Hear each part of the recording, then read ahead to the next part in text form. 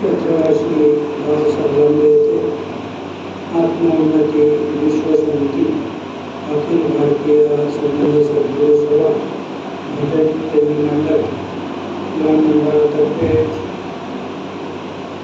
दरवर्षाप्रमाणे श्रावण महिन्यामध्ये आपण जे मासिक पारायण करतो त्या निमित्ताने आपण सर्व साधक बंधू भगिनी या ठिकाणी जमलेले आहोत. यावर्षी आपण श्रावण मासानिमित्त ज्या ग्रंथाची निवड केलेली आहे त्या ग्रंथाचं नाव आहे श्रीरामचरितमानस. थोडक्यात हे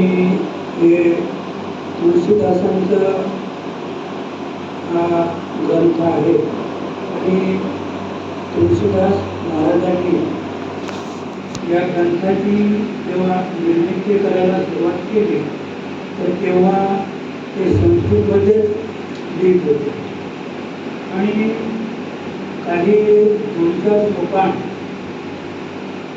संस्कृतमध्ये लिहित असताना त्यांना भगवान शंकराने दृष्टांत दिला आणि भगवान शंकराने तुळशीदासाला सांगितलं की तो संस्कृतमध्ये रचना नको करू, तर तुझ्या भाषेत तू रचना कर. आणि म्हणून तुळशीदासांना हा श्रीरामचरितमानस नावाचा ग्रंथ हिंदीमध्ये लिहिला आणि त्या ग्रंथाची जी आपली मराठी प्रत आहे आणि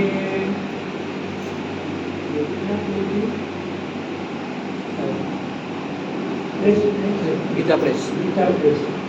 तर गीता प्रेसचं एक पुस्तक आहे.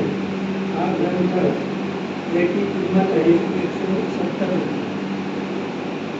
म्हणजे फार स्वस्त. आता याची 400पर्यंत अशी भेटच पडेल. आता महागाई वाढलेली आहे. तर अगदी अल्प दरात म्हणजे कागद, छपाई आणि मजुरी तीनच गोष्टी गीता प्रेस देते. तर फार सुंदर अशी या ठिकाणी तुळशीदासांनी रचना केलेली आहे.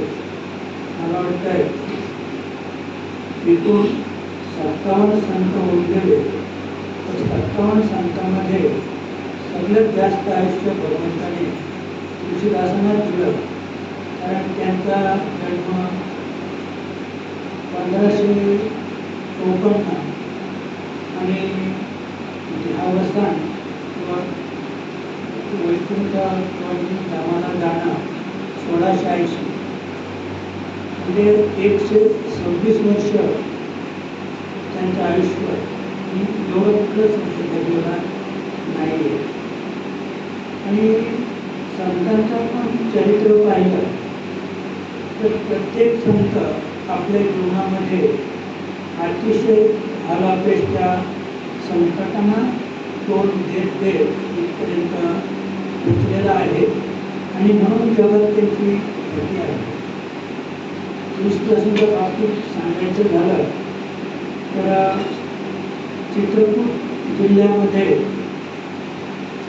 राजापूर नावाचं गाव आहे आणि त्या गावामध्ये आत्माराम नावाचे एक अखंड पंडित ब्राह्मण राहत होते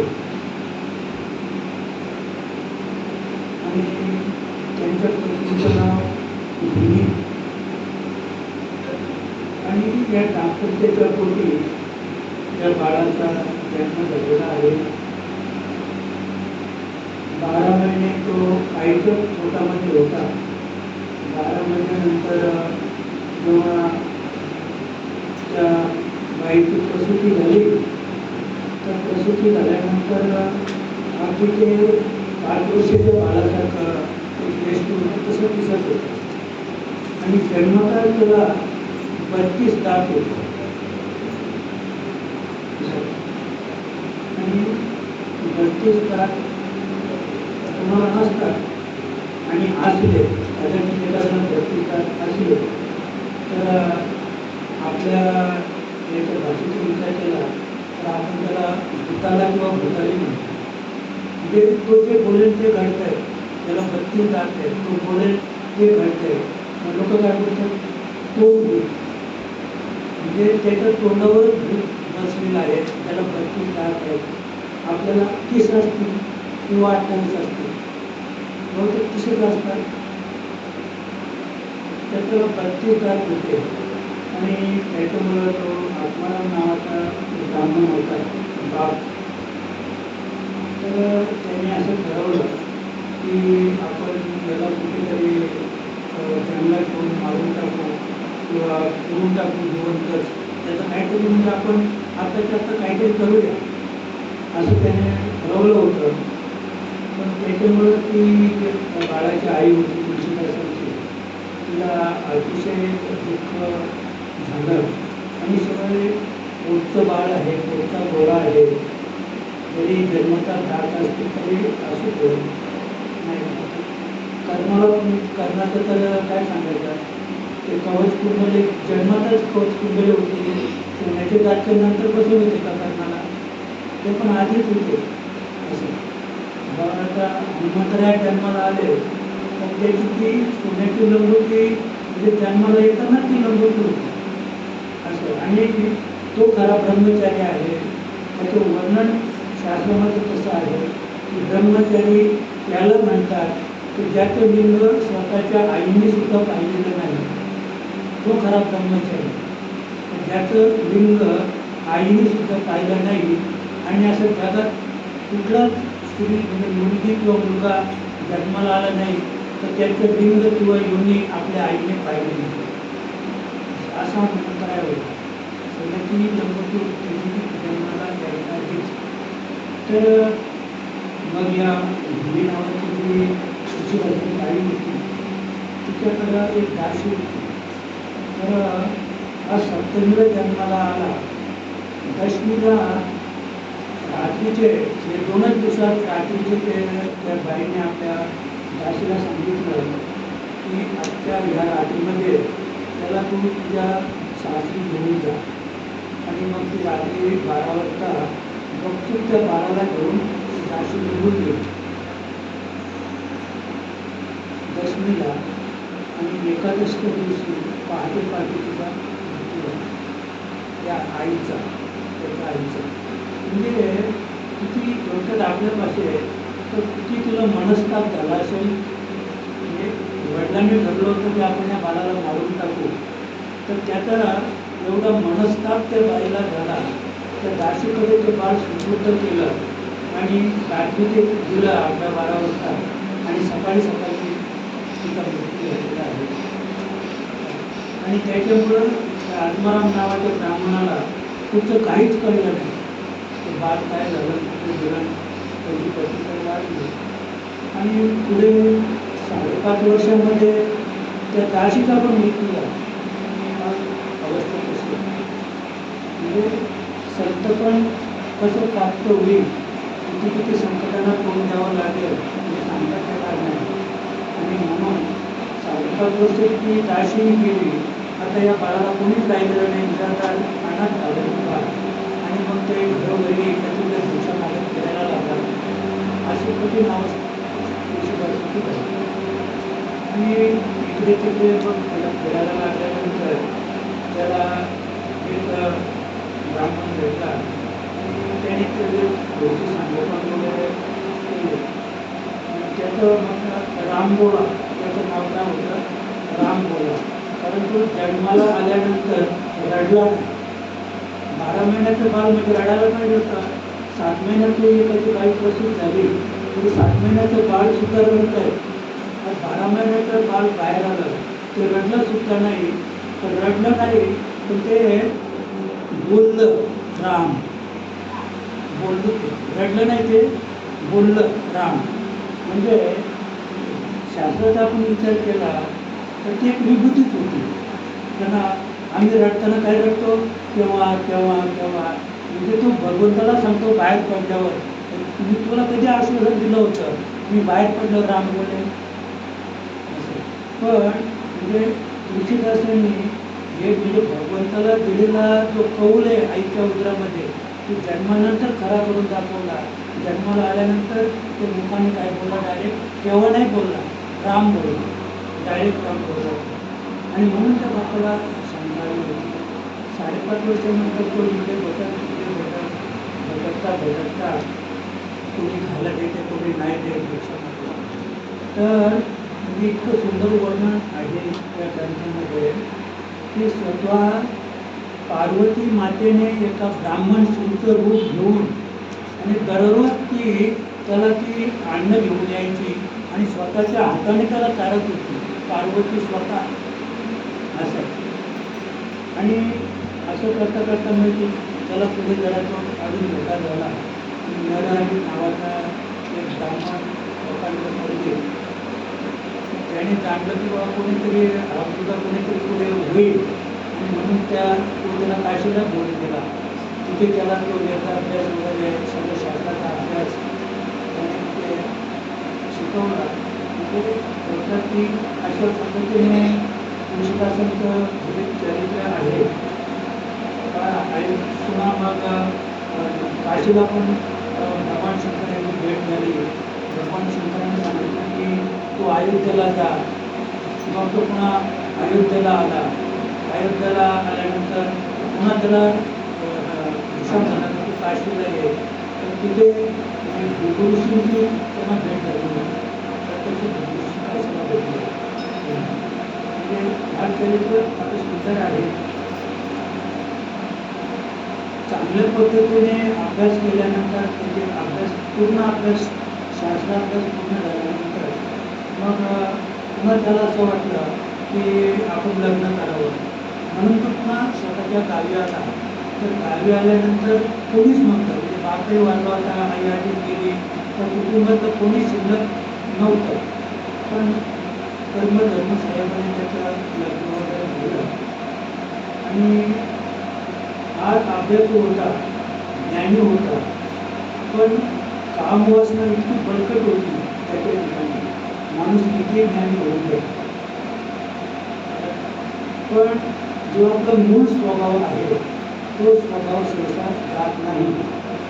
एखाद्याची चोरी करण्याची वृत्ती असते, तो कीर्तनकार जरी असला, प्रवचनकार असला, प्रबोधन करणारा असला, तर त्याची जी चोरी करण्याची वृत्ती आहे एकटं जात असेल त्याला वाटतं की तो वस्तू पडलेली तो उचल. तर त्याची ती वृत्ती जी आहे, मूळ स्वभाव आहे, तो अभ्यासाने जात नाही. म्हणजे जो अभ्यास आपण करतो कीर्तन प्रवचन वगैरे याच्याने तो जाणार नाही आहे. त्याच्यात बदल आपल्याला घडून आणायचा असेल तर सतत रात्रंदिवस प्रभू रामाचं चिंतन आपण केलं, नामस्मरण केलं तर निश्चितपणे आपल्या जीवनामध्ये बदल घडल्याशिवाय राहणार नाही. पण बदल घडण्याची जी प्रक्रिया आहे त्या प्रक्रियेपासून आपण वंचित आहोत. प्रत्येकाला तुमचं एखादा मला कीर्तन आपण ठेवलं एखाद्याचं, त्यांनी 7-8 श्लोक बोलून दाखवलं की सगळी माणसं आवाज होतात, काय ज्ञान आहे. म्हणजे हे जे ज्ञान आहे हे ज्ञान तुम्हाला आजपर्यंत स्वर्गात घेऊन जाईल. कारण मी तुम्हाला खाली घेऊन जाईल हे नाही सांगत, ते खाली घेऊन जाईल पण सांगतो स्वर्गात घेऊन जाईल. हे जे ज्ञान आहे असं म्हणजे ह्या ज्ञानाच्या आत्मस्वरूपाशी किंवा वैकुंठ गुण प्राप्त होण्यासाठी आपल्याला काही जे त्याच्याशी संपर्क किंवा संबंध नाही आहे. आणि म्हणून एवढा प्रकांड पंडित 6 शास्त्र 4 वेद आणि 18 पुराणांवर त्यांनी कडी केली असे तुळशीदास त्यांना वाटलं लग्न करावं. आणि लग्न केल्यानंतर तो इतका श्रीलंकट होता. कथा फार वेगवेगळी आहे नाही. आता अशी एक कथा आपण ऐकली की तो कुठेतरी म्हणजे त्या बायकोला माहेरी पाठवतच नव्हता. तो बायकोला काय झालं तर तिला पाठवतच नव्हता आणि प्रसंग आला तर तो तिच्या बरोबर जायचा आणि पुन्हा घेऊन यायचा. असं म्हणजे आता काही कथांना कथा असं ऐकलं की त्याची आईच कंटाळली. आता आई होतीच कुठे त्याला कंटाळायला. आई तर 3 दिवसात मिळली त्याच्या जन्मानंतर, दुसऱ्या दिवशी वाढलेली एक होतं. पण अशी काही कथा आहे. तर मग तिथे तो तिथे शेतावर गेला होता. तिचा भाऊ आला आणि त्या बाईला घेऊन गेला. तर थोडक्यात सांगायचं तर दोघात उभायचा असतील आणि हा कुठे शेतावर गेलेला आहे आणि भाऊ घ्यायला आला तर त्याची बायको निघून जाईल का न विचारता? कशी झाली? कमीत कमी त्याला त्यानं येऊ द्या किंवा आपण त्याला त्या अमुक ठिकाणी आपण भेटू त्यांना विचारू ते पाठवतात का नाही पाहूया. बरं तो काही आदिवासी नव्हता, ब्राह्मण पुत्र होता. मग त्या भावाबरोबर ती त्यांची पत्नी गेल्यानंतर मग तुळशीदास घरी आलेले आहेत, पाहतात तो बायको नाही आहे. कोणतरी शेजाऱ्याने सांगितलं की तिच्या भावाला आता घेऊन गेला. मग तसे तिच्या पाठीमागे तो निघाला. तर याच्यात जी माहिती आहे त्याच्यात तो सर्प नाही, तो ते प्रेम वगैरे तसं काही नाही आहे याच्यात. पण आपण काही कथा ऐकतो त्याच्यामध्ये फार एक नदीला महापूर आला होता आणि तो त्याला पलीकडे जायचं होतं. मग तिथे ते प्रेत लागले होते. त्याला वाटलं हा ओंडका आहे, त्या ओंडकावर बसून तो पलीकडं गेला.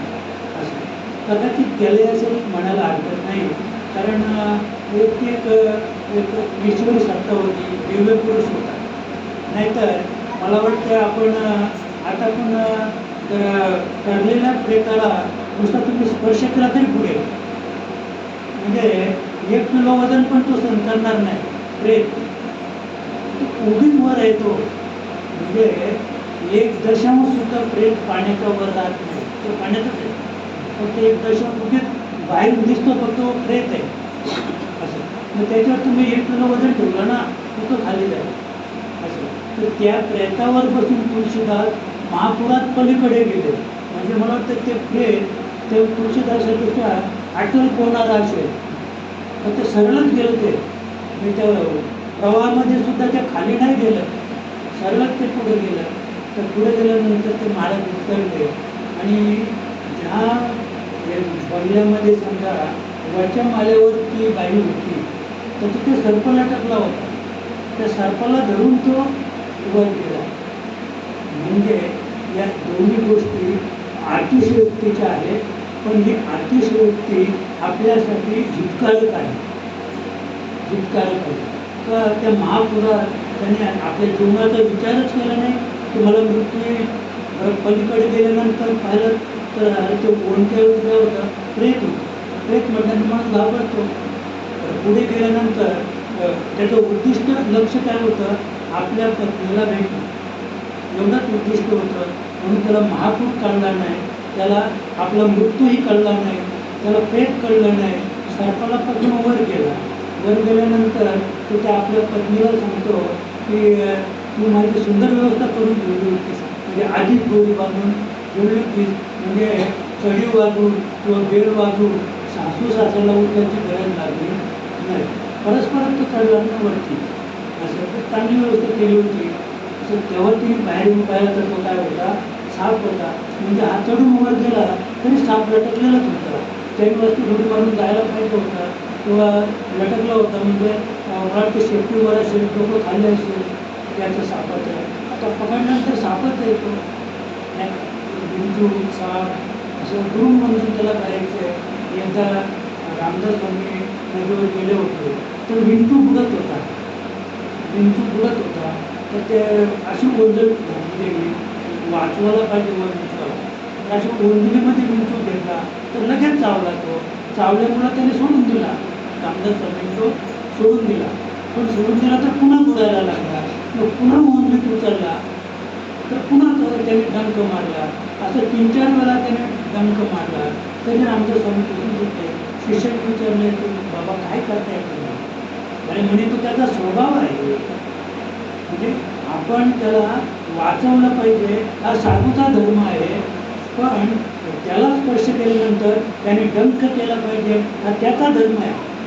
विंचवाचा तसा आपण सर्पाला पकडण्याचा प्रयत्न केला तर त्याने दंश करणं हा त्याचा आवेशपूर्ण धर्म आहे, त्याचा दोष नाही आहे.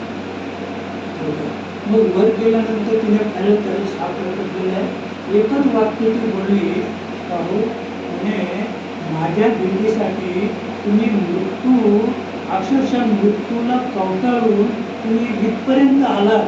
त्याच्याऐवजी जर माझ्याकडे येण्याकरता तुम्ही जेवढे श्रम सायास घेतले, इतके संकट पार केले, त्याच्यामध्ये अर्ध जरी केलं असताना भगवंतासाठी अर्ध तरी भगवंत तुम्हाला प्राप्त झाला असता. तुम्हाला भगवंताने प्रत्यक्ष भेटी दिल्या असती एवढंच त्याने ऐकलं. आणि तो तसाच मागे गेला. ज्या उद्देशाने पत्नीला भेटण्यासाठी गेला होता ते उद्दिष्ट तो विसरला. अशा गेला होता भेटायला पत्नीला रात्रीचे, तो उद्दिष्ट तो विसरला आणि तसाच पाठीमागे गेला आणि भगवत भक्ती करायला लागला. असं म्हणजे माणूस हा बदलला पाहिजे. रात्री मी आंबेडकर सुरुवात केली आणि वाचायला तेव्हा ते आपल्याकडं ते प्रभाकर पवार त्यांचं एक दृष्टांत सांगितलं रात्री मोबाईलला. का त्या माणसाने सांगितलं की 1995 साली तो पाटलीला होता. तेव्हा पाटलीला तर म्हणे आम्ही ते इतर पोरांच्याबरोबर ससे मारायला जायचं रात्रीचे. ते वाघऱ्या घेऊन जायचा. रोज आम्ही गेलो ससे मारायला. तर ससा भेटलाच नाही. रात्र गेली म्हणजे रात्र म्हणजे ती 1-2 वाजेपर्यंत. तोपर्यंत नाही ससा भेटला तर ते वाघूरवाले घरी येतात. रोज आम्ही घरी यायला निघालो. तेव्हा वाघूर लावलीच होती, वाघूर काढली होती. आणि त्याच वेळेला त्याच्या पुढे एक माणूस होता. तर त्याच्या हातात मोठा दगड होता. आता ते सगळं निष्फळ झालं होतं कार्य. रात्र फुकट गेली होती, ससा भेटलाच नाही त्यांना. मग तो दगड त्याने तिरस्काराने असाच फेकला. चला जाऊ द्या आता आपलं फुकटच गेले आजची रात्र. आणि मी जिथे दगड मारला तिथेच ससा होता. तो ससा बाहेर निघाला, जाऊन जाळीत अडकला. त्या जाळ्यामध्ये पडला आणि थोडं तिकडे त्याच्यामध्ये तुमची मान मोडली आणि आम्ही घरी आलो. ससा कापला. होती सशी. तिच्या पोटात 2 बाळं होती. कापल्यानंतर ती जिवंत बाहेर आली. दोन्ही पोटात बाळं जिवंत होती. तर त्याने सांगितलं तर मी तर वाटा घेतलाच नाही. त्या मटणाचा वाटा मी नाही घेतला. पण त्या दिवसापासून पुन्हा मांसाहार नाही. 30 वर्ष झाली. तर सांगतो की पुन्हा म्हणजे अद्याप मी ते विसरलं नाही की ती त्या सशाची बाळं जिवंत बाळं मी अद्याप पाहतो. 30 वर्षापूर्वी पाहिलेली बाळं अद्याप पाहतो. म्हणजे असं परिवर्तन जेव्हा आपल्या जीवनात घडेल म्हणजे अशी काही आठवण आपल्या जीवनातली राहील तेव्हा माणूस हा पुढे पुढे जाऊ शकतो. म्हणजे माणसं कशी आहेत, थोडीशी परिस्थिती सुधारली अजून काही समजा मागचं सगळं विसरून जातो. मागची परिस्थिती माणूस परिस्थिती तो विसरतो. नाही का आता आपली झोपडी होती, आता आपण बिल्डिंग बांधली तर झोपडीची आठवण आहे का आपल्याला? आठवण नाही. आणि सांगायला सुद्धा काही मला लाज वाटते की मागचं कसं सांगायचं, आपण कसे दिवस काढले असं. तर थोडक्यात तुळशीदासांची ही अवस्था आणि मग त्याने भगवंताची म्हणजे भक्ती करायला तुळशीदासांनी सुरुवात केली. आणि भक्ती करत असताना त्याला एकदा भूत भेटलं. भूत त्याच्यावर प्रसन्न झाला. आणि भूत प्रसन्न झाल्यानंतर मग हे आपले तर 2 ठिकाणी म्हणजे रामदास स्वामींना पण भूत भेटलं होतं, तुळशीदासांना पण भूत भेटलं असं. आणि मग भूत बोललं की मागा, मी प्रसन्न आहे, मागा तुम्हाला काय पाहिजे. तर याचा उद्देश एकच होता, मला फक्त रामाची भेट घडवून आणायची, मला राम प्रसन्न करायचं आहे, राम मला भेटला पाहिजे एवढंच उद्दिष्ट होतं.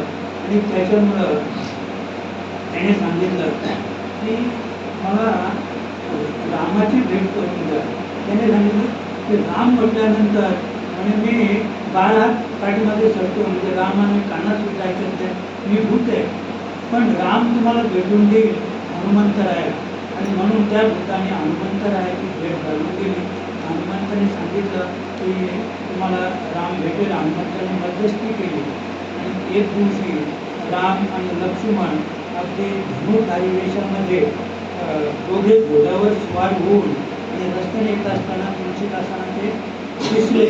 त्यांच्याकडून पाहिल्यानंतर ते तेजस्वी चेहरे पाहिल्यानंतर त्याला शंका होती की हे कुणीतरी वेगळेच आहे, कोणीतरी वेगळेच आहे. पण वेगळे आहे हे ठरवण्यापर्यंत ते निघून गेले. काही वेळेला मला शंका आली होती, पण शंका निरसन होईपर्यंत शंका निघून गेली. आपण पुढे गेलो तुमच्या तसं तुळशीदास पुढे गेले. त्यांना शंका होती की कोणीतरी दिव्य पुरुष आहे. मग ते पुन्हा हनुमंतरायांना भेटले आणि हनुमंतरानं भेटल्यानंतर आम्हाला राम भेटला नाही. राव म्हटलं राम लक्ष्मण तुमच्या समोरून गेला घोड्यावर बसून. हो म्हणे मला शंका आलीच होती, पण शंका प्रकट करण्याआधीच ते पुढे निघून गेले. मग पुन्हा रामाने पुन्हा एकदा तुळशीदासाला भेट दिली आणि भेट दिल्यानंतर तुळशीदासानं सांगितलं की मला चंदन उगवून दे. आता तुळशीदास चंदन उगलायला लागले तर त्यावेळेला तिथे हनुमंतराया एका ब्राह्मणाच्या रूपाने आले. फार सुंदर सांगितलेले आणि एक दुहा त्यांनी हनुमंतराया बोलले का म्हणजे चंदन ज्याच्यावर तू चंदन घालतो तोच राम आहे असा हनुमंतराया त्या दुह्यातून त्यांना आठवण करून दिली तुळशीदासाला. का आता पण एका लक्षात राहणार नाही. मग कोणीतरी ब्राह्मण सांगतो की मला चंदन घालून दे म्हणून. आणि मग हनुमंताने त्याला आठवण दिल्यानंतर तो लगेच म्हणजे विधी स्थितीत गेला. तुळशीदास त्याला विधी स्थितीत त्यांनी फक्त कानात ऐकला तो दोहा, तुला चंदन घालून द्यायला जो सांगतो तोच राम आहे एवढं ऐकलं आणि डोळेच भेटले त्यांनी आणि तो विधी स्थितीत गेला. मग रामाने ते चंदन घासलं आणि स्वतःच्या पण लावलं आणि तुळशीदासाला पण तो केला चंदनाचा लावलेला. म्हणजे इतकं सुंदर चरित्र तुळशीदासाचं आहे आणि इतकं सुंदर चरित्र श्री रामचरितमानस याच्यामध्ये त्याने रचित केलेलं आहे की आपल्या प्रापंचिक जीवनामध्ये आपण किती नीतिमान असलो पाहिजे, आपण किती धर्माने वागलो पाहिजे, आपण आपल्या प्रपंचामध्ये परिवारामध्ये कुटुंबामध्ये राहताना आपला आदर्श कशा पद्धतीने असावा तर त्याचं उत्तम उदाहरण म्हणजे रामचरितमानस असं आहे की भावाने भावाशी कसं वागावं, भावजाईने भावाशी कसं वागावं, दिराने भावजाईशी कसं वागावं, आईने मुलाशी, मुलाने आईशी, बापाशी. म्हणजे इतकं सुंदर हे आहे. आपण अगदी मन लावून ऐकलं तर मला वाटतं आपल्या प्रपंचामध्ये आणि आपल्या व्यावहारिक धर्मामध्ये सुद्धा निश्चित बदल झाल्याशिवाय राहणार नाही. प्रभू रामचरित्र म्हटलं तर हे धर्मनिष्ठ नीतिनिष्ठ असं हे चरित्र जगामध्ये जगाच्या पाठीवर आतापर्यंत कोणत्याही राज्याने केलेलं नाही आहे असं. आणि असं हे रामचरितमानस तुळशीदासांनी लिहिलेलं आहे. फार सुंदर आहे. आणि आपण या ठिकाणी श्रावण मासानिमित्त मास पारायण आपण करून राहिलेलो आहोत. आपल्याला फक्त मराठीत वाचायचं आहे.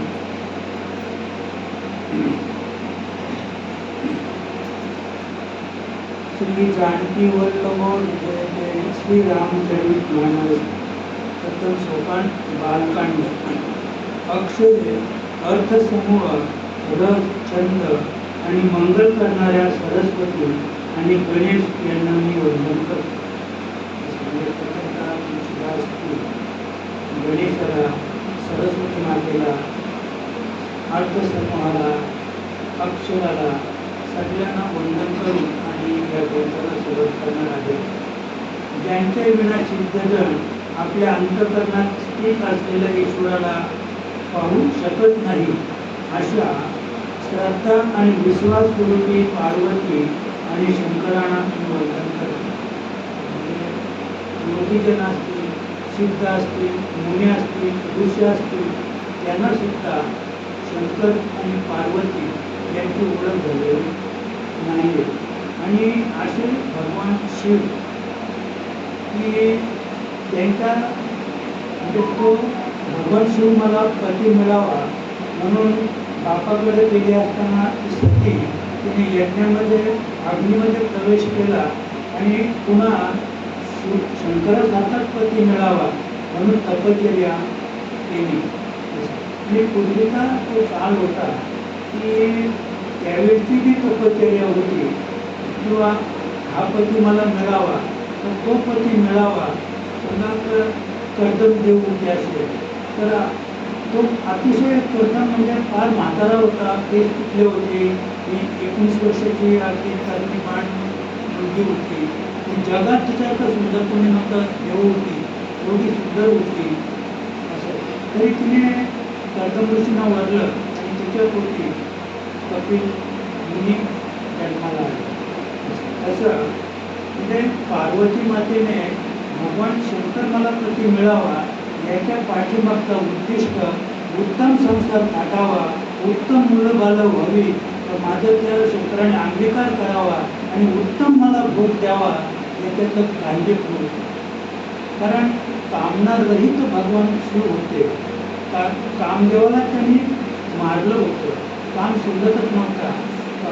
पण तारकासूर नावाचा जो राक्षस अतिशय म्हणजे त्रिलोक्यामध्ये त्याने आपली देव ऋषी मुनी सगळ्यांना लोक पळ करून सोडले होते आणि म्हणून त्याला मारण्यासाठी पार्वतीच्या पोटी जो जन्माला येईल तो तारकासुराचा मदत करेल.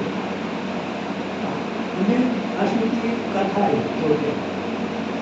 त्याच्यासाठी पार्वती तप करीत होती आणि तप करत असताना तिला म्हणजे तिची आई आणि वडील हिमालय आणि नेना नावाची तिची आई, तर तिला सगळे ऋषीमुनी सांगत होते तो गोसाडे इतके रूपवान तुझी मुलगी आहे पार्वती, त्या गोसाडीला नको देऊ, त्याच्या अंगावर कपडे नाही, त्याच्या अंगावर सर्प आहे, चाटा वळलेल्या आहेत, भस्म अंगाला लावतो, स्मशानात बसतो, घरदार नाही आहे असं. म्हणजे हा काही सांगितलं पण ती कुणाचं तिने ऐकलं नाही, आईचं बापाचं सुद्धा ऐकलं नाही. कारण तिला हे सांगितलं होतं नारदाने. की नारद तिचे गुरु होते, नारदाने सांगितलं होतं पार्वतीला की तू फक्त भगवान शंकरांनाच वर असं. आणि मग श्रद्धा आणि निष्ठा याचा आपण जर विचार केला तर माणसाची श्रद्धा आहे, फक्त ती आपल्यावर श्रद्धा आहे, तर श्रद्धा केव्हाही घडू शकते. आपल्यावर असलेली श्रद्धा ही केव्हाही घडू शकते. श्रद्धा तिचं नाव आहे. श्रद्धेमध्ये एक आपोपर भाव आहे असं. म्हणजे आता जनार्दन सर आहे, मग त्याच्यावर मी का प्रेम करतो, तर मला माहिती आहे की त्याच्यावरून आपल्याला काहीतरी मिळेल असं, काहीतरी मिळेल. किंवा जोपर्यंत ते मला काहीतरी देतात माझ्या हिताचं तोपर्यंत आपण त्याच्यावर माझी त्याच्यावर फार श्रद्धा आहे. पण उद्या त्यांनी काही द्यायचं बंद केलं का मग ती श्रद्धा घडली आणि श्रद्धा घडून जाते. आणि कोणी विचारलं तर आता आमचे ते असे दिवस नाही राहिले पहिल्यासारखे. पण निष्ठा जी आहे, निष्ठा ही अतिशय प्रबळ आहे. साधकासाठी निष्ठेची गरज आहे, श्रद्धेची नाही, भावाची सुद्धा नाही. तर तिची जी निष्ठा होती तर ती निष्ठा कोणामुळे होती, गुरुमुळे होती. भगवान शंकराने सप्तर्षींना आमंत्रित केलं, वशिष्ठ मुनींसाठी सप्तर्षी, आणि सांगितलं की तुम्ही जा, पार्वती तपश्चर्या करून राहिलेली आहे, तिची निष्ठा हरण करा. तिची जी माझ्यावर निष्ठा आहे ज्यासाठी ती तपश्चर्या करून राहिलेली आहे. आणि स्वतः वशिष्ठ मुनी तिथे गेले. वशिष्ठ मुनीने शंकराची अतिशय निंदा केली, पण त्या निंदेत पाप नव्हतं. कारण ते शंकरांनी सांगितलं होतं की तुम्ही पार्वतीच्याकडे जा आणि माझी निंदा करा आणि तिची निष्ठा हरण करा, याच्यासाठी पाठवलं होतं. माणसाची निष्ठा ढळत नाही, श्रद्धा ढळते, मला एवढं सांगायचं आहे. आणि म्हणून तिथे गेल्यानंतर वशिष्ठाने फार निंदा केली भगवान शंकराची, पण तिची निष्ठा ढळली नाही. तर एवढीच निंदा नाही केली तर नारदाची पण निंदा केली. काय म्हणे तुझा गुरु तो त्रैलोक्यमध्ये एका ठिकाणी कळकुट्यात इतक्या कळलाव तितकं कळलाव, काय त्याचं ऐकतो तू. त्यांनी सांगितलं की असा पती मिळावा आणि त्या गोसाडीच्या नादी लागू नको, नारदाचा पण ऐकू नको असं. मग इतकं सुंदर म्हणजे त्याने सांगितलं आहे की तिने ठरवलं की म्हणे निंदा जी व्यक्ती भगवान शिवाची निंदा करते, जी व्यक्ती माझ्या गुरुची निंदा करते, तर ते कानाने न ऐकलेलं बरं.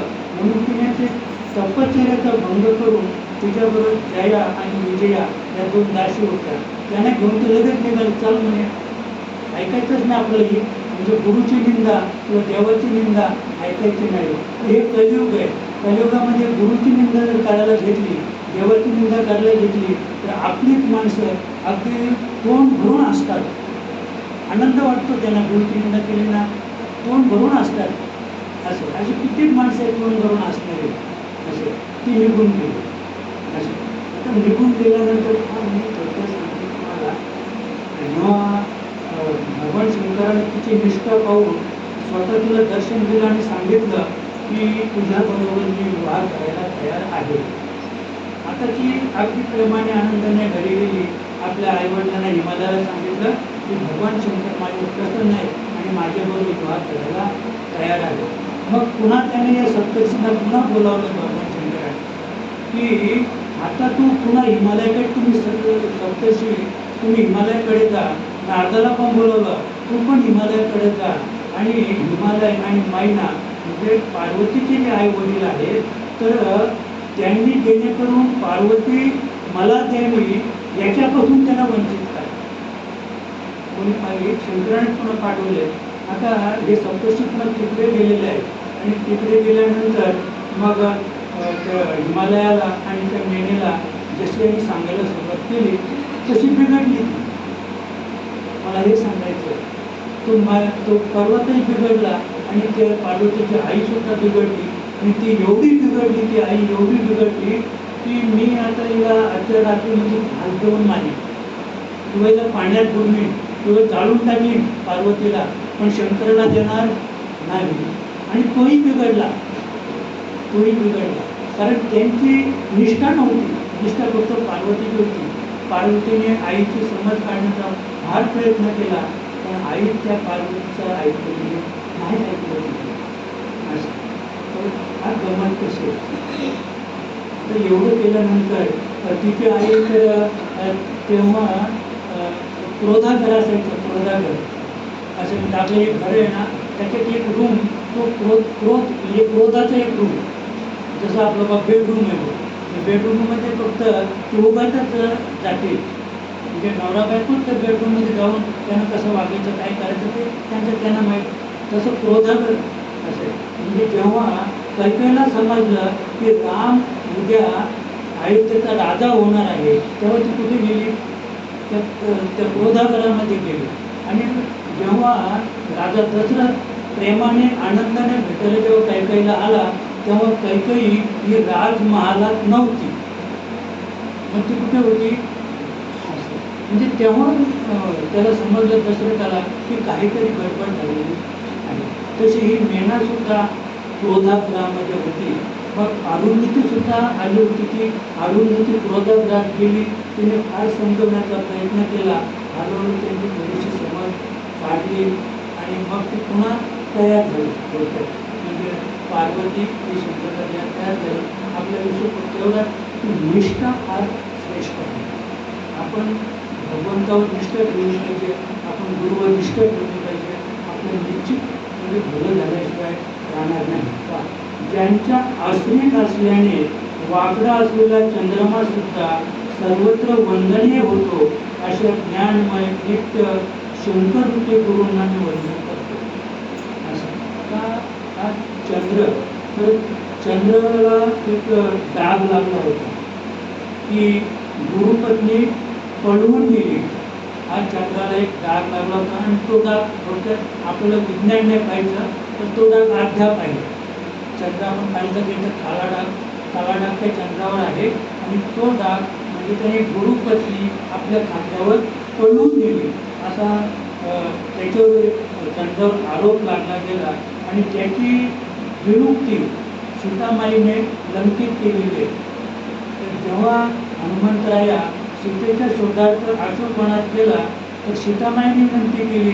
तिला घाई झाली होती की हे प्रभू मला प्रभू रामाची भेट केव्हा होईल. तेव्हा हनुमंत म्हटले की तुझी इच्छा असेल माई तर एका क्षणात मी रामाची भेट घडून देतो, माझ्या पाठीवर बस. आणि एका क्षणात नेले असते.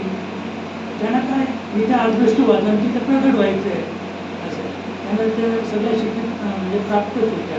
तेव्हा सीतामाई सांगते की पहा म्हणे मी तुझ्या पाठीवर बसून प्रभू रामाच्या दर्शनाला आले तर इतकी लोक डंका करतील की एकदा रावणाने पळवून आणली पंचवटीवरून आणि आता कोणीतरी एक वानर आला होता आणि वानराने अशोकवनातून सीतेला पळवून नेली. हा डाग ब्रह्मचारी प्रभू हनुमंतराया तुला लागू नये चंद्रासारखा. म्हणून तुला काय सांगितलंय तर म्हणे मला सांगितलंय सीता शुद्धी करून घे. सीतेचा शोध लावून या. सीतेचा शोध लागला. आता आपण चला, आता मला रामदर्शन घडवून देण्याचा सहाय्य तुम्ही करू नका. तर असा चंद्र, तर तो चंद्र भगवान शंकराने आपल्या जटेमध्ये धारण केला आणि त्याच्यामुळं संपूर्ण विश्वासाठी तो वंदनीय झाला. चतुर्थीला प्रत्येक व्यक्ती चंद्राला काय करते? नमस्कार करते. हे कसलं कारण आहे? भगवान शंकराचं त्यांनी संगती केली, भगवान शंकराचे शरण गेले, त्याच्यामुळे त्यांचा चंद्राचा महिमा एवढा वाढला. असे जे भगवान शंकर आहेत तुळशीदास म्हणतात, मी त्यांना नमस्कार करतो. श्री सीतारामचंद्राच्या गुणसमोरूपी पवित्र वनात विहार करणाऱ्या विशुद्ध विज्ञान संपन्न कवीश्वर श्री वाल्मिकांना आणि कपीश्वर श्री हनुमंतांना मी वंदन करतो. हे कवी वाल्मिकीला सुद्धा त्यांनी वंदन केलेलं आहे. किंवा रामायण जे आहे, तर हे रामायण कोणी लिहिलेलं आहे? वाल्मिकांनी लिहिलेलं आहे. आणि वाल्मिकी रामायण फक्त 100 श्लोकाचंच मूळ रामायण जे ते 100 श्लोकाचं आहे. त्या 100 श्लोक रामायणाचा अभ्यास करून वाल्मिकाने रामायण लिहिलं आणि वाल्मिकाने जे रामायण लिहिलं तर त्या रामायणाचा अभ्यास करून रामचरितमानस हा ग्रंथ तुळशीदासाने निर्माण केलेला आहे. कारण हे शास्त्र जे आहे, जे वेद आहेत किंवा पुराणं जे आहेत ते अथांग आहेत, म्हणजे अपौरुषेय. त्याचं आपल्याला नेमकं सांगतं की आपण ऐकतो की व्यासाने महाभारत लिहिलं, ते आपण मान्य करूया, पण ते लिहिण्यापूर्वी ते ज्ञान त्याला कसं झालं असं. म्हणजे हे सगळं कसं आहे? अपौरुषेय. हे नामस्मरणाने जे स्फुरलं ते व्यासांनी लिहिलं असं.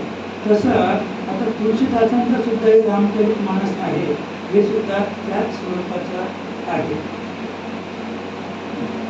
उत्पत्ती, स्थिती आणि संहार करणाऱ्या, क्लेशहरण करणाऱ्या, तसेच संपूर्ण कल्याण करणाऱ्या श्री रामचंद्राची प्रियतमा असणाऱ्या श्री सीतेला मी नमस्कार करतो.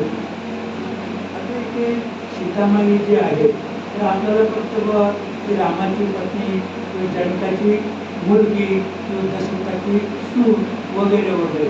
पण ह्या ठिकाणी तुळशीदास वर्णन करत असताना सांगतात की सृष्टी निर्मितीचं काम, सृष्टी पालनाचं काम आणि सृष्टी संवादाचं काम, हे तिन्ही कामं सीतामाई करत होती.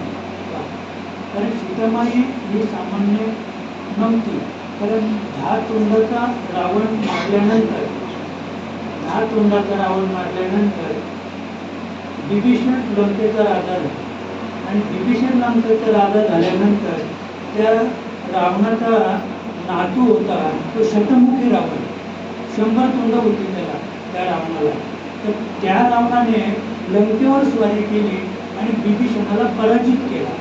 विभीषणाला पराजित केल्यानंतर विभीषण पुन्हा अयोध्येला आला आणि रामाला सांगून आता काय करू, माझं लंकेचं राज्य गेलं, ते शतमुखी रावणाने ते हस्तगत केलं, मला पराजित केलं, आता मी काय करू. मग प्रभू रामाने सांगितलं की तसं काही हरकत नाही म्हणे, आपण चढाई करूया. म्हणजे एकदा 10 मुली रावण मारला गेला तर ते मारण्याचं मूल जे आहे ते विभीषणच आहे. त्याच्या ज्या खाणाखुणा आहेत त्याला कसं मारायचं हे सुद्धा विभीषणानेच त्यांना त्या ठिकाणी म्हणजे आपले सूचना दिलेल्या आहेत आणि त्या सूचनेप्रमाणे रावण मारला गेला. पण हा शतमुखी रावण मारण्यासाठी विभीषण बरोबर होताच, पण शतमुखी रावण प्रभू रामाला मारता आला नाही. हनुमंतराय पण होते, ती सगळीच सेना होती त्याच्याबरोबर लंका करण्याच्या वेळची. मग आता काय करायचं मग हा प्रश्न पडला. अगदी उद्या उजाडेल आणि आता काय करायचं. कारण त्या दिवशी एकादशी होती आणि सकाळी द्वादशीचा उपवास प्रभू रामांना होता. म्हणजे द्वादशी सोडायची होती आणि हा शतमुखी रावण तर मारता येत नाही, माता करायचं काय. मग एक सूचना विभीषणाने केली की म्हणे जर अतिशक्ती सीतामाईनं आणल्या शतमुखी रावण मारता येईल. मग सोपं होतं ना, ज्याने द्रोणागिरी पर्वतच उचलून आणला ते सीतामाईचा काय विशेष आहे? त्याला आज्ञा प्रभूने केली. हनुमंतराय अयोध्येला आले, रात्री 12 वाजले होते. सीतामाई आपल्या शयनगृहात झोपली होती. आता दरवाजा ठोकायचा कसा आणि हात कशी मारायची? ती पतिव्रता होती. समजा ती झोपेतून उठली आणि कोण म्हणून असं पाहिलं तर चढून जाईल तो. त्या पतिव्रतेने डोळे उघडले आणि कोण आहे? हनुमंत. हनुमंत ही कल्पना करायच्या आधीच तो जळेल. तिने डोळे उघडल्यानंतर हनुमंत आहे ही कल्पना करायच्या आधीच ती जळून जाईल. कोण जळेल? हनुमंत आहे.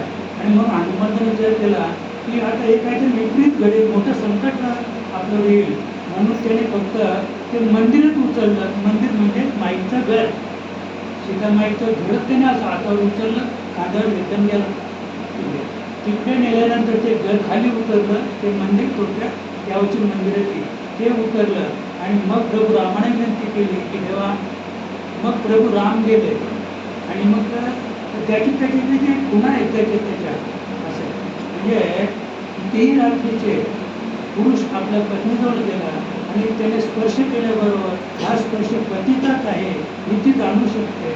त्याच्यापेक्षा आपण कुठं कीर्तनला गेलो तर दुसऱ्याची चप्पल जर आपण काळोखात जरी घातली तरी पायात काढल्याबरोबर पायच आपला सांगतो की चप्पल तुझी नाही. आपण अरे माझी नाही, तो काय करतो लगेच पायात टाकली लगेच माझी नाही, म्हणजे दुसरीच कोणाची तरी आहे. चप्पल इथे समजत आहे. प्रभू रामाने गेला सीतामाईला उद्धव जागी केली आणि एका क्षणात सीतामाईने शक्ती राहून लागला. एवढंच मला सांगायचं आहे की एवढी ती आदिशक्ती श्रेष्ठ होती, एवढी श्रेष्ठ होती की तिथे पुष्कळ तिथं वर्णन करतात की उत्पत्ती, स्थिती आणि लय या तिन्ही गोष्टी तिच्या अख्त्याने तिच्या हातामध्ये आहे. अशा मी सीतामाईला वर्णन करतो. असं फार सुंदर आहे.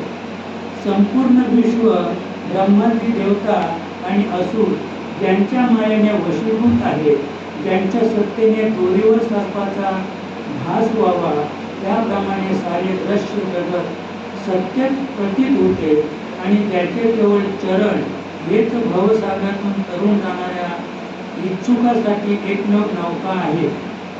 अशा संपूर्ण कारणाहून अतिक, संपूर्ण कारणाचे कारण आणि सर्वांनी श्रेष्ठ असणारे राम म्हणविणाऱ्या भगवान श्रीहरींना मी वंदन करते. आता आधी सीतेला वंदन केलं तर सीता ही आदिशक्ती आहे. आता जरी राम सीता हा पण प्रगत आहे तर सीताराम हा प्रगत खरा आहे. म्हणजे राधाकृष्ण, कृष्ण राधा हे नाही, राधाकृष्ण आहे तसं सीताराम आहे. असं ही सीता ही आदिशक्ती आहे. आदिशक्तीला आदिपुरुषी असं वंदन केलं, नमन केलं आणि नंतर प्रभू रामाला नमन केलं. तर प्रभू राम हे भगवान परमात्मा आहे. ज्या आपण भगवान महाविष्णू म्हणतो, अवतारस्थित कार्य करणारा असे ते भगवान परमात्मा आहेत. आणि ते भगवान परमात्मा या ठिकाणी गुणामध्ये येऊन अवतारस्थित होऊन आणि स्वतःला राम म्हणून राहिलेले आहेत.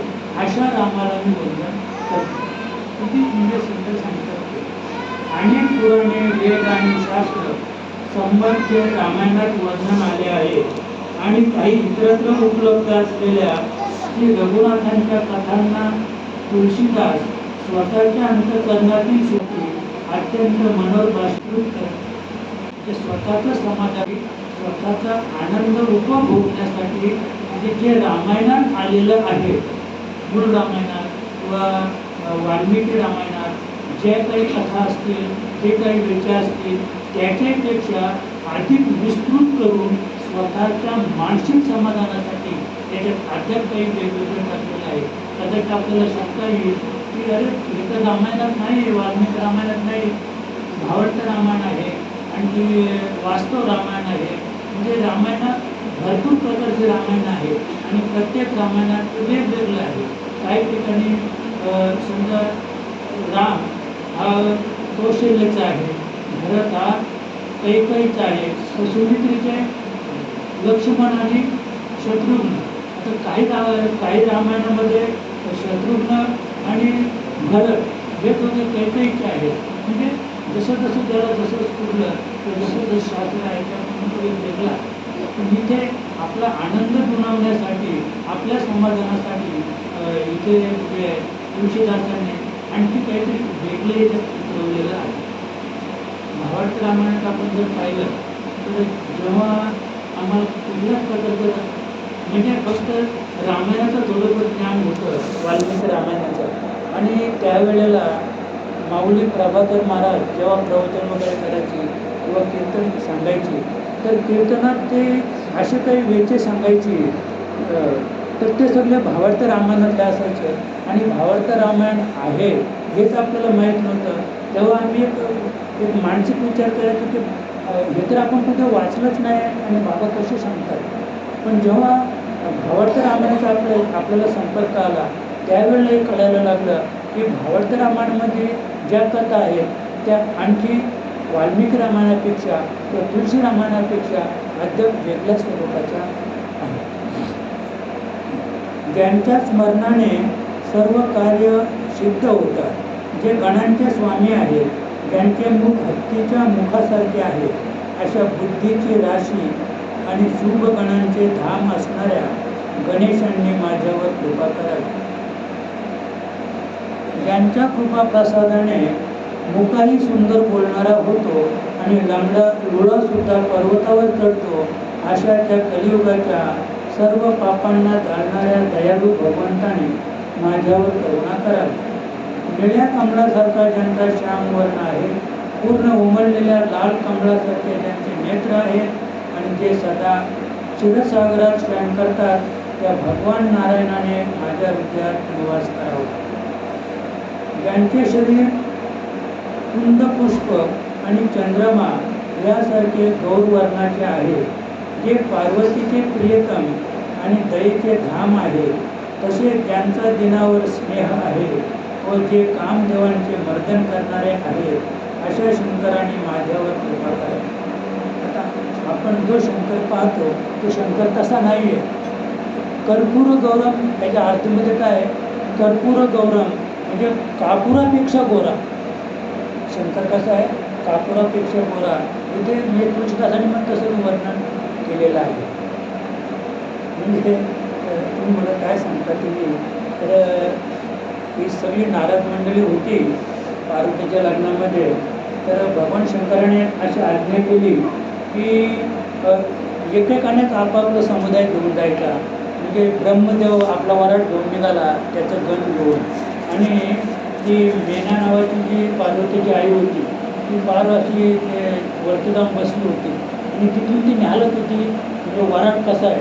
तर ब्रह्मदेव आले तर इतके ते देखणे होते, इतके गोरेपान, तो काय शृंगार, का तो शिव म्हणजे तुला एक लागली होती, उत्कंठा लागली होती की माझ्या मुलीचा पती म्हणजे माझं जावं किती सुंदर असेल, एक उत्कंठा लागली होती तिला. आणि म्हणून ती वर जाऊन तिथून ते न्यायालय होती. तर ब्रह्मदेव त्याच्या गणांचं सगळे सुंदर, त्याचं सगळे समुदाय सुंदर. मग भगवान विष्णू आले, त्याचं पण सगळं सुंदर, अगदी अवर्णनीय. मग नारदांना ती विचारत होती, नारदजी हेच का ते शिव? नाही म्हणे, हे शिव नाही, हे त्यांचे दास आहेत. हे ब्रह्मदेव गेले ना, हे दास आहेत त्यांचे. मग आता आहे भगवान महाविष्णू गेले आणि हे पण त्यांचे दास आहेत. म्हणजे सगळे ऋषीगण सगळे जेवढे 33 कोटी जे इंद्रासहित गेले, तर नारद मुनी सांगायचे की हे त्यांच्याकडे कामाला आहे. नारद वगैरे सगळं इकडे तिकडे करायला नारद सांगायचा. तर ती अशी कल्पना करायला लागली की अरे जर हे त्यांचे घरगडी, त्यांच्याकडे काम करणारी गडी जर एवढी सुंदर आणि रूपवान आहे तर शिव किती रूपवान असेल. मग ते आता एका कल्पनेमध्ये ती भारावून गेली आणि एवढ्यात भगवान शिव त्याचं वराड पुढं आलं आणि भगवान शिव बैलावर बसून होता, नंदीवर. नंदी म्हणजे नंदीवर बैल, वृषभ शब्द वापरला आहे, वृषभावर बसून होता तो. आणि पुढे भूते वेताला नाचतीने हास्ययुक्त उमापतीने एवढी नाराज झाली. म्हणजे तिने जे ज्या कल्पना घरामध्ये जी म्हणजे नांदत होती, तर पाहिलं तर अरे हिची भूत वेताळ डांकिनी शंकिनी काय आहे हे. आणि मग जावई त्या बैलावर बसून आले आणि जावईकडे पाहिल्यानंतर ती मूर्छितच पडली की माझ्या मुलीचं आयुष्य फुकट गेलं असं. आणि मग हे सगळं पाहिल्यानंतर, हे सगळं ऐकल्यानंतर भगवान शंकराने म्हणजे असं रूप धारण केलं की पुन्हा मूर्छित पडली. म्हणजे तिचा स्वतःच्या बुद्धीवर मनावर विश्वासच बसेना की भगवान शिव असे असतील. म्हणजे विष्णू पण तसा नाही, ब्रह्मदेव नाही, इंद्र नाही, कोणीच तसं नाही. इतके रूपवान ते शरीर त्याने धारण केलं. आणि म्हणून कृतत्रेता आणि द्वापर युगामध्ये राजाच्या राजकन्या ऋषींना वरत होत्या. तो किती म्हातारा असू दे, पण तिला माहीत होतं की हा तात्काळ जवान होऊ शकतो आणि माझी वासना पूर्ण करू शकतो, हे त्या राजकन्याला माहीत होतं. आणि देवहूती 12 वर्ष कर्दम ऋषीची सेवा केली. 12 वर्ष नाही, 12,000 वर्ष. 12,000 वर्ष सेवा केली तरी तिने काहीच मागितलं नाही. मग कर्दम ऋषी प्रसन्न झाले आणि 12,000 वर्ष माझी सेवा केली, मी आता प्रसन्न आहे, माग. तेव्हा त्याने मागितलं की माझ्या पोटी एक पुत्र जन्माला यावं असे. आता पुत्र जन्माला येण्यासाठी काय करावं लागणार आहे हे तुम्हाला सर्वांना माहिती आहे, पण असं का नाही मागितलं असं. म्हणजे मागण्याची ही पद्धत ही त्यावेळेच्या सगळी ज्ञानी होते. देवहूती ते सामान्य ज्ञानी नव्हती. मग तिची कामना पूर्ण करण्यासाठी एक विश्वकर्म्याला आमंत्रित केलं कर्दम ऋषीने. आणि एक असं एक वाडा, एक विमान बनवलं. त्या विमानाला 1000 दरवाजे होते आणि प्रत्येक दरवाजावर एक दासी होती. आणि आतली व्यवस्था कशी असेल ती न सांगण्यासारखी असेल. आता त्यांचं जे बेडरूम, शयनगृह, कर्दम ऋषीचं शयनगृह ते कसे असेल याची कल्पना म्हणजे ब्रह्मदेवाला सुद्धा करता येणार नाही असं ते बेड होतं, शयनगृह. आणि त्या शयनगृहात देवहूती गेल्यानंतर मग काय असेल तर केलं होतं कुणाला? अगदी म्हातारा, केस पिकलेल्या म्हाताऱ्याला. पण ती वासना शमविण्यासाठी, ती कामना पूर्ण करण्यासाठी तिने अशा स्वरूपाचं त्याने म्हणजे अवतार किंवा आपलं जे रूप बदललं होतं ते सर्वांना माहीत होतं. म्हणून आपण बाह्य रूपावर कधी घालायचं नाही. तर भगवान शंकर म्हटलं की आपल्याला माहिती आहे तिचं डमरू, पण भगवान शंकर तसे नव्हते. ते गौरवर्ण होते, कापुरापेक्षा गोरे होते आणि अतिशय रूपवान आणि सुंदर होते. आणि तेव्हा जे रूप पालटलं त्यावेळेला चंद्र नव्हता, गंगा नव्हती, सर्प नव्हता, डमरू नव्हता, त्रिशूळ नव्हता. आणि ते कसे होते म्हणजे थोडक्यात भस्मधारी नव्हते किंवा नग्न स्थितीत सुद्धा नव्हते. त्यांना पाहिल्यानंतर मेना अगदी भारावून गेली आणि पार्वती सुद्धा स्वतःचे देहभान विसरली. अशा भगवान शंकरांना तुळशीदास म्हणतात. मी त्यांना वंदन करतो, त्यांनी माझ्या हृदयात वास करावा आणि माझ्या मुखातून हे रामचरितमानस वधून घ्यावं. गुरु महाराजांच्या चरण कमलाची मी वंदना करतो, जे कृपेचे सागर नररूपात श्रीहरीच आहेत आणि ज्यांचे वचन महामोहरूपी दाट अंधकाराचा नाश करण्यासाठी सूर्यकिरणांचा समूह आहे. आता ते आपल्या गुरु महाराजांना वर्णन करतात. गुरु महाराजांच्या चरण कमळ रजाची मी वंदना करतो, जे सुंदर स्वाद, सुगंध तसेच अनुराग रूपी रसाने पूर्ण आहे. तसेच ते संजीवनी मुलीचे सुंदर चूर्ण आहे, जे संपूर्ण भवरोगाच्या परिवाराचा नाश करणारे आहेत. असे ते सद्गुरू आहेत, त्यांना ते वंदन करतात. ती रज म्हणजे माती, सुकृत रूपी पुण्यवान पुरुष शंकराच्या शरीरावरची सुशोभित निर्मळ विभूती आहे आणि सुंदर, कल्याण व आनंददायी गणनी आहे. भक्तांच्या मनरूपी सुंदर दर्पणाचा मळ नाहीसा करणारी आणि कपाळी धारण केलेल्या गुणांच्या समूहांना वश करणारी आहे. श्री गुरु महाराजांच्या नखाची ज्योती मण्यांच्या प्रकाशासारखी आहे, ज्यांचे स्मरण करतात हृदयात दिव्य दृष्टी उत्पन्न होते. तो प्रकाश अज्ञानरूपी अंधकाराचा नाश करणारा आहे. तो ज्याच्या हृदयामध्ये प्रगट होतो तो मोठा भाग्यवान आहे. म्हणजे गुरुजींनी इतकं सुंदर सांगितलेलं आहे. तो प्रकाश ज्याच्या हृदयात प्रगट होतात निर्मळ दृष्टी प्राप्त होते आणि संसाररूपी रात्रीचे दोष व दुःख समाप्त होतात. तसेच श्री रामचरित्र रूपी मणी आणि माणिक्य गुप्त आणि प्रगट रूपाने खाली जिथे असतात ते सर्व दिसू लागतात. म्हणजे थोडक्यात की गुरुमुखातून आपल्याला तो अनुभव प्राप्त झाला की त्याची दृष्टी निर्माण होते. दृष्टी निर्माण झाल्यानंतर बघा आपल्याला फक्त एवढंच माहीत आहे की अंजन डोळ्यात घातलं की भूमिगत धन दिसत आहे, पण त्याचं जे खरं सत्य आहे ते वेगळं आहे. आणि हे जे आहे ते सुंदर सांगतं की मणी आणि माणकं. आता मणी कुठे आहे खरा विचार आपण केला तर हा जो मणी आहे आणि नीलमणी सर्पाच्या डोक्यात आहे, सर्पाच्या मस्तकात नीलमणी आहे बरं का. आणि तो जो नीलमणी आहे त्या नीलमण्याचा सर्पाशी काही एक संबंध नाही आहे, त्या विषयाशी पण काही त्याला संबंध नाही आहे. आता ही माणिक्य ज्याला आपण म्हणतो ती माणिक्य कुठं आहे? पर्वतावर आहे. शैल्यम माणिक्यम म्हणजे पर्वतावर ते माणिक्य आहे. पण ते आपल्याला प्राप्त होतील का? नाही प्राप्त होणार.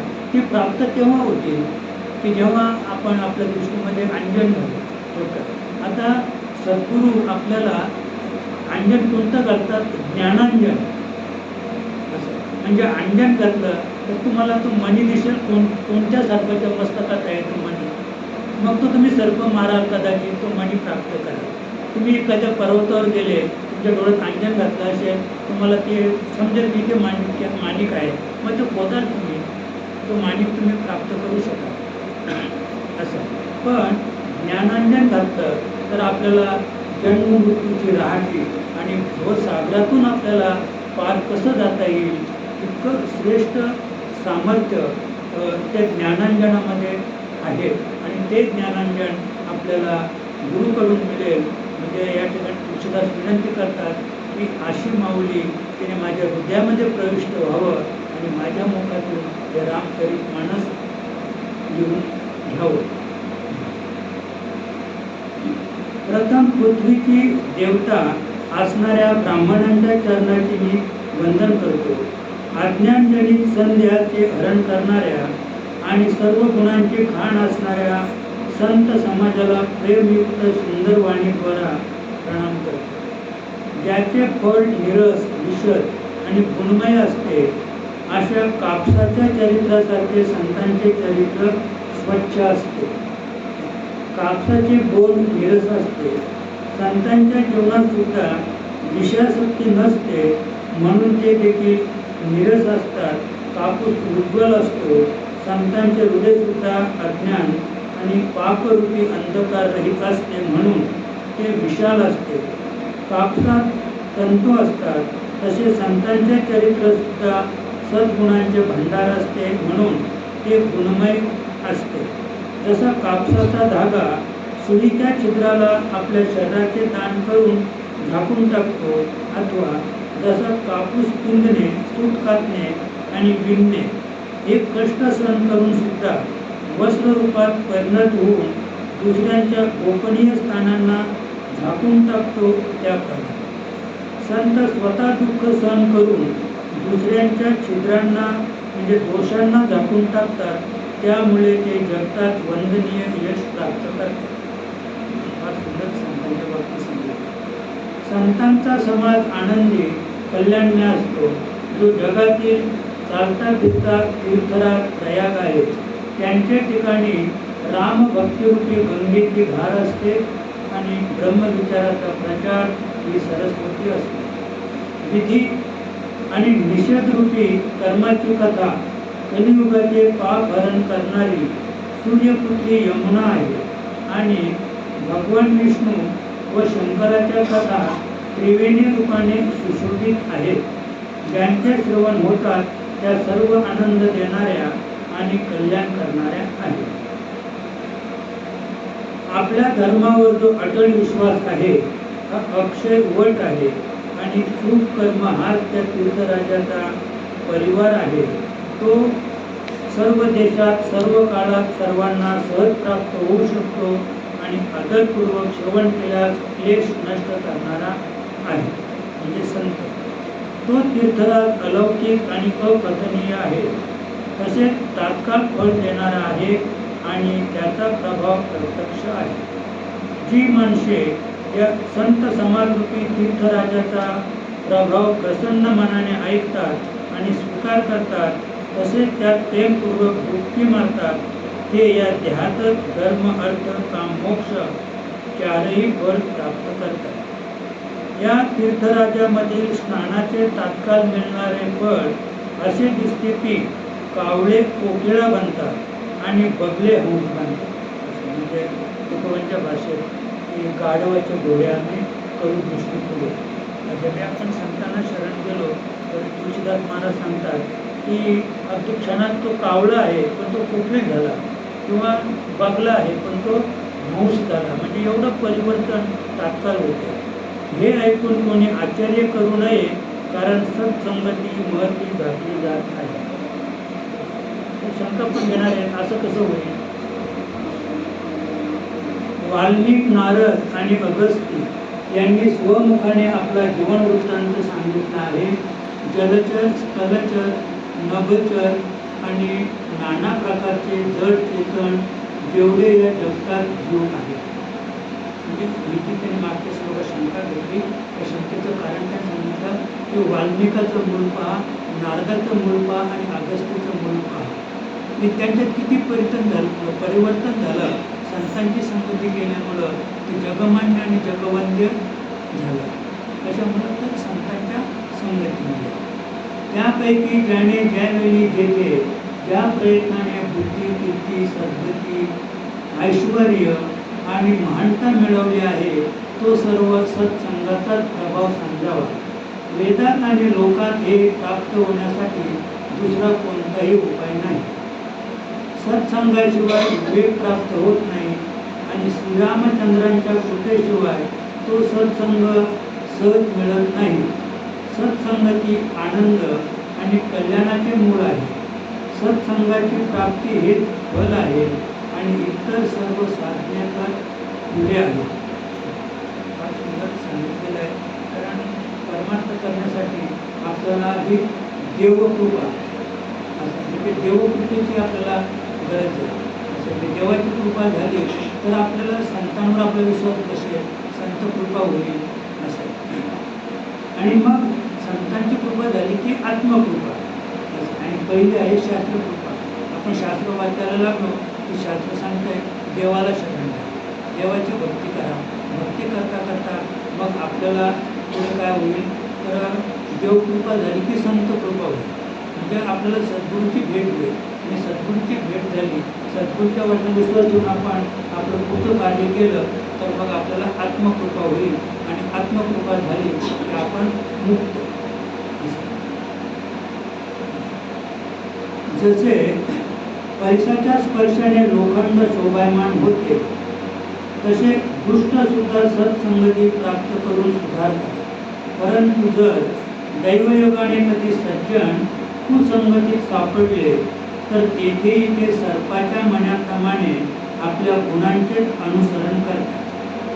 अर्थात ज्याप्रमाणे सर्पाचा संसर्ग होऊन देखील मनी त्याच्या विषाला ग्रहण करीत नाही, तसेच आपल्या स्वाभाविक असणाऱ्या गुणाला प्रकाशाला टाकीत नाही, त्याप्रमाणे साधू पुरुष दुष्टांच्या संगतीत राहून सुद्धा दुसऱ्यांना प्रकाशच देतात. दुष्टांचा त्याच्यावर कोणताही प्रभाव पडत नाही. की चोरी करणारे होते तर तुकाराम महाराज करायचे, उड्या मारायचे. तर त्यांनी पाहिलं की अरे जर आपल्या बरोबर असलं तर चोऱ्या करायला बरं आहे. आणि मग सांगितलं आमच्या बरोबर चला. तर तुकोबांना काय चोरी काय पाप काय ना पुण्य काय त्यांना कुठलंच काही नव्हतं. ते चोरांच्या बरोबर ते गेले. एका घरामध्ये ते सगळे शिरले आणि शिरल्यानंतर आता चोर लागले पाहायला बघ काय वस्तू येते समजा. आणि तिथे नेमकी पांडुरंगाचं मंदिर होतं छोटंसं, विठ्ठल रखुमाईचं मंदिर होतं. आणि आपली पहाटेची वेळ झाली आणि त्यांची आठवण आली आणि ते काकडा म्हणायला लागले तिथेच नाचायला. म्हणजे नुसते नाचायला नाही, तर झोपलेली माणसं तुडवली. त्या मंदिराच्या पुढे जी म्हणजे माणसं झोपली होती ना अशी, ती माणसं ते चिपली वाजवता वाजवता ती माणसं तुडवली. सगळी माणसं जागा झाली. अरे झालं काय झालं काय झालं काय. ते चोर तर पळाले. मग कशाला आलात तुम्ही? म्हणजे मी चोरांच्या बरोबर आलोय चोरी करायला, पण आता ही पहाटेची वेळ झाली आणि आता मला हे तुमचं मंदिर पाहिल्यानंतर मी ते विसरलो चोरी करायचं आणि तो लागला नाचायला. पण कर्मधर्म सगळीकडे ज्याच्या घरात पांडुरंगाचं मंदिर आहे तो वारकरी होता आणि तो नुसतं ऐकून होता की देऊला तुकोबाराया राहतात आणि ते एक महान संत आहेत की ज्यांची गाथा आहे. असं प्रत्यक्ष पांडुरंग त्यांच्या भेटीला पंढरपूरहून जातात हा तो वारकरी ऐकून होता. मग तो पण म्हणजे हे कशासाठी आले ते पण तो विसरला आणि सगळ्या कुटुंबाला उठवलं, परिवाराला. अरे भाग्य, आपलं भाग्य उद्याला आलं, आपल्या घराला पाय लागले संतांचे, उठा उठा तुकोबांचं दर्शन घ्या. असं म्हणजे मला हे सांगायचं आहे की तात्काळ परिवर्तन होत. वास्तविक ते कोणाच्या संगतीत गेले होते? चोरांच्या संगतीत गेले होते. पण चोराची संगत लागली का त्यांना? नाही लागली. त्यांनी चोरीच करायला पाहिजे होती. चोरांच्या बरोबर गेले म्हणजे त्यांच्यासारखे नाही झाले. ते सत्पुरुष म्हणजे संतच म्हणून राहिले आणि म्हणून ते नाचायला लागले, विठ्ठल विठ्ठल करायला लागले थोडक्यात. तर तशी ही स्थिती या ठिकाणी म्हणजे इतके सुंदर म्हणजे तुळशीदासजी सांगतात.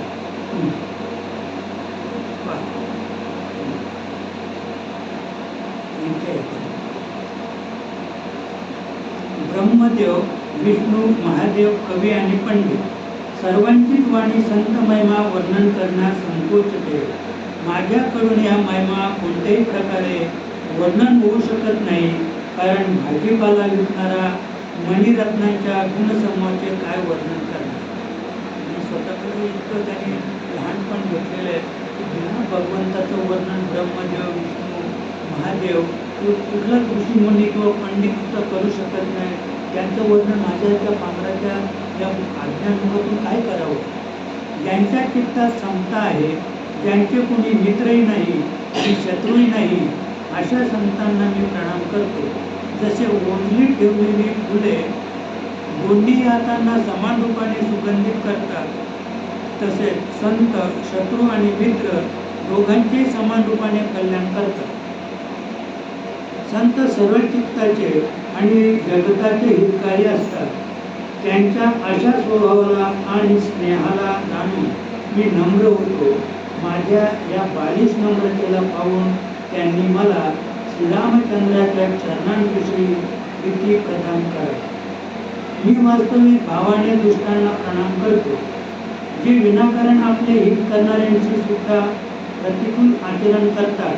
तसे दुसऱ्यांच्या हिताची हानी ही त्यांच्या दृष्टीत लाभ असते आणि ज्यांना दुसऱ्यांचा सत्यानाश होण्याने हर्ष आणि दुसऱ्यांचा उत्कर्ष होण्याने विषाद होतो. जे हरी आणि हर यांच्या यशरूपी पौर्णिमेच्या चंद्रमासाठी राहूसारखे आहेत. अर्थात ज्या ज्या ठिकाणी भगवान विष्णू अथवा शंकर यांच्या यशाचे वर्णन होते त्यात ते बाधा आणतात आणि जे दुसऱ्याचे वाईट करण्यात सहस्र भाऊसारखे वीर आहेत, जे दुसऱ्यांच्या दोषांना हजार नेत्रांनी पाहतात आणि दुसऱ्यांच्या हितरूपी तुपात जे माशीप्रमाणे काम करतात. अर्थात ज्याप्रमाणे माशी तुपात पडून तुपालाही खराब करते, कारण तूप शुद्ध आहे, ते कधीच खराब होत नाही. तो माशी पडल्यानंतर आणि स्वतःही प्राणाला मुक्त.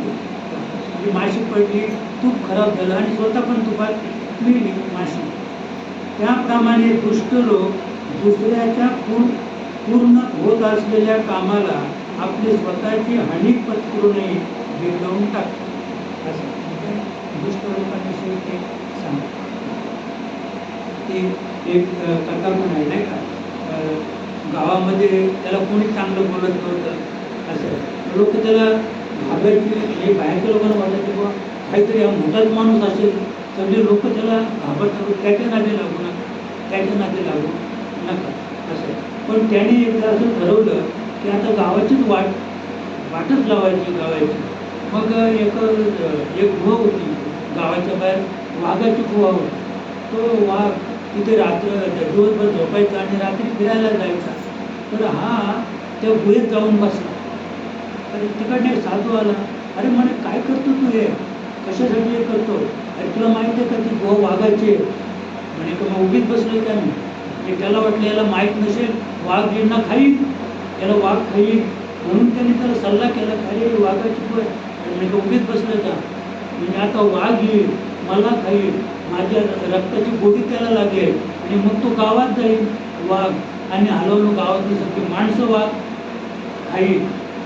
म्हणजे अशी माणसाची बुद्धी असावी, म्हणजे त्याला दुष्ट म्हणतात. म्हणजे असा हा दुष्ट दुराचारी पुढे सांगतात ते जे तेजात अग्नीप्रमाणे आणि क्रोधात यमराजासारखे आहे, पाप आणि अवगुणरूपी धनामध्ये कुबेरासारखे धन्य आहे, ज्यांचा उत्कर्ष सर्वांच्या हिताच्या नाशासाठी केतूसारखा आहे आणि ते कुंभकर्णाप्रमाणे झोपी जाण्याचं जगताचे कल्याण आहे. म्हणजे दुष्टाची ती माहिती देतात थोडीशी.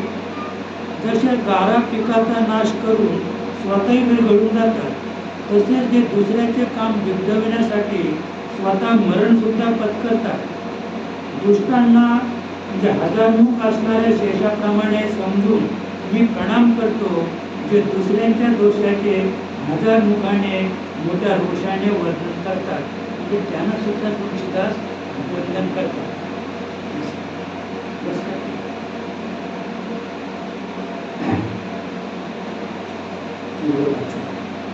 जे दुसऱ्याच्या पापांना 10,000 कानांनी ऐकतात, अशांना राजा पृथूप्रमाणे समजून मी प्रणाम करतो. तसेच ज्यांना मदिरापान चांगले व हितावह वाटते त्यांना मी इंद्रासमान मानून प्रणाम करतो, कारण इंद्राला सुद्धा सुराणिक म्हणजे देवतांची सेना प्रिय असते. ज्यांना कठोर वचनरूपी वज्र सदा आवडते आणि जे 1000 नेत्रांनी दुसऱ्याचे दोष पाहतात त्यांनाही मी प्रणाम करतो. दुष्टांची रीत अशी असते की ते उदासीन शत्रू अथवा मित्र कोणाचे हित ऐकून जळतात. हे जाणून हा दास त्यांच्याशी प्रेमपूर्वक बोलण्यात जोडून नम्र होतो. दुष्ट त्याला म्हणतात की तो मित्राचं हित पाहत नाही आणि शत्रूचं पण हित पाहत नाही. म्हणजे त्यांना सुद्धा ते काय करतात, अगदी नम्र होतात, वंदन करतात.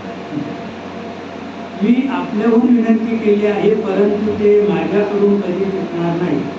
कावळ्यांना किती प्रेमाने पाळा, परंतु ते मांसाचा त्याग करू शकतील काय. म्हणजे हे त्यांना माहीत आहे की दुष्टाला आपण कितीतरी नम्रता भावाने त्याच्या पायावर मस्तक जरी ठेवलं तरी ते त्यांचा जो धर्म आहे तो सोडणार नाही. कावळ्याला तुम्ही काही खायला घातलं तरी ते त्यांना आवडत होते, त्यांना बोलत होते मांस खाण्यामध्ये. आता मी संत आणि असंत दोघांच्या चरणाची वंदना करतो. दोन्ही दुःख देणारे आहे, परंतु त्यांच्यात थोडे अंतर सांगितले गेले आहे. तो फरक असा आहे की एक संत तर वियोग समयी प्राणहरण करतात आणि दुसरे असंत संयोग समयी दारुण दुःख देतात. अर्थात संतांचा वियोग आणि असंतांचा संयोग मृत्यू समान दुःखदायी असतो. दोघेही संत आणि असंत जगतात एकाच ठिकाणी उत्पन्न होतात, परंतु एकाच ठिकाणी उत्पन्न होणाऱ्या कमळ आणि जळूप्रमाणे त्यांचे गुण वेगवेगळे असतात. तर कमळ पण सरोवरातच आहे आणि जळू पण सरोवरातच आहे. जळू काय करते, रक्त शोषण करते आणि कमळ शांत आहे. कमळ दर्शनाने आणि स्पर्शाने सुख देते, परंतु जळू शरीराचा स्पर्श होतात रक्त शोषून घेते. साधू अमृतासारखे मृत्यूरूपी संसारातून उद्धार करविणारे आणि असाधू मदिरेसारखे मोह, प्रमाद आणि जडता उत्पन्न करणारे असतात. दोघांना उत्पन्न करणारा जगतरूपी अगाध समुद्र मात्र एकच आहे. चांगले आणि वाईट दोघेही करणेनुसार सुंदर यश आणि अपयशाची संपत्ती प्राप्त करतात. अमृत, चंद्र, गंगा आणि साधू तसेच विष, कलियुगाच्या पापांची नदी अर्थात कर्मनाश आणि हिंसा करणारा व्याध यांचे गुण अवगुण सर्वजण जाणतात, परंतु ज्याला जे आवडते त्याला ते चांगले वाटते. चांगला माणूस चांगुलपणात ग्रहण करतो आणि नीचताच ग्रहण करत असतो. अमृताची विशेषता अमर करण्यात असते आणि विषयाची विशेषता ठार करण्यात असते. हे दोघांचं पण सामर्थ्य सारखंच आहे. दुष्टांच्या, पापांच्या आणि अवगुणांच्या तसेच साधूच्या गुणांच्या कथा दोन्ही अपार आणि अथाह समुद्र आहेत. त्यातील काही गुणांचे आणि काही दोषांचे वर्णन केले गेले आहे, कारण त्यांचे ज्ञान झाल्याशिवाय त्यांचे ग्रहण अथवा त्याग होऊ शकत नाही. चांगले वाईट सर्व ब्रह्मदेवापासून उत्पन्न झालेले आहेत, परंतु गुण आणि दोषांचा विचार करून वेदांनी त्यांना वेगवेगळे केले आहे. ब्रह्मदेवाची सृष्टी गुण अवगुणांनी भरलेले आहे असे वेद, इतिहास आणि पुराण सांगतात. म्हणजे ब्रह्मदेवाला त्याचं काही नाही, म्हणजे गुण आणि अवगुण. चोरी वाईट आहे, चोरी केली तर पाप होईल, खून केलं तर पाप होईल, हे वेदांनी सांगितलं, शास्त्राने सांगितलं. ब्रह्मदेवाच्या ठिकाणी हा भाव नाही आहे. दुःख, सुख, पाप, पुण्य, दिवस, रात्र, साधू, असाधू, पूजाती, पूजाती, दानव, देवता, उच्च, नीच, अमृत, विष, सुजीवन, मृत्यू, माया, ब्रह्म, जीव, ईश्वर, संपत्ती, दरिद्रता, रंक, राजा, काशी, मगध, गंगा, कर्मनाश, म्हणजे सगळे विरोधी शब्द. मारवाड, मालवा, ब्राह्मण, कसाई, स्वर्ग, नरक, अनुराग, वैराग्य हे सर्व ब्रह्मदेवाच्या सृष्टीत आहेत. वेदशास्त्राने त्यांच्या गुणदोषांचा विभाग केला आहे. बोला पुंडलिक श्री ज्ञानदेव तुकाराम पंढरीनाथ महाराज की जय. गोपाल कृष्ण महाराज की जय. हरी शक्ति शांता माई की जय. सद्गुरु प्रभाकर महाराज की जय. सद्गुरु शंकर बाबा की जय. प्रभु रामचंद्र भगवान की जय. प्रभु महाविष्णु भगवान की जय. बजरंग बली की जय.